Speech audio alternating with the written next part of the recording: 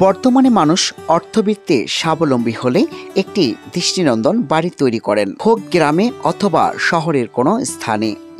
তবে বেশিরভাগ সচ্ছল ব্যবসায়ী অথবা ধনাঢ্য ব্যক্তিরা তাদের নিজ জন্মভিটাতেই একটি দৃষ্টিনন্দন নান্দনিক বাড়ি তৈরি করেন। আর এসব বাড়ির কাজ সম্পন্ন হয়ে গেলে অনেকে আধুনিক নামে বাড়ির নামকরণ করেন। আমি যে বাড়িটি দেখাচ্ছি এটি একেবারেই ব্যতিক্রম নামে। সিরাজদি খান উপজেলার তালতলা বাজার সংলগ্ন গোড়াপিপাড়ায় বাড়িটির অবস্থান।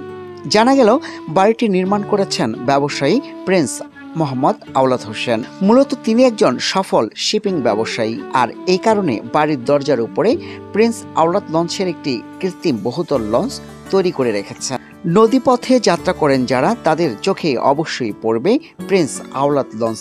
প্রিন্স আওলাদ লঞ্চের বহু সুনাম রয়েছে। ব্যবসায়ী প্রিন্স আওলাদ হোসেন তার মায়ের নামে বাড়িটির নামকরণ করেছেন।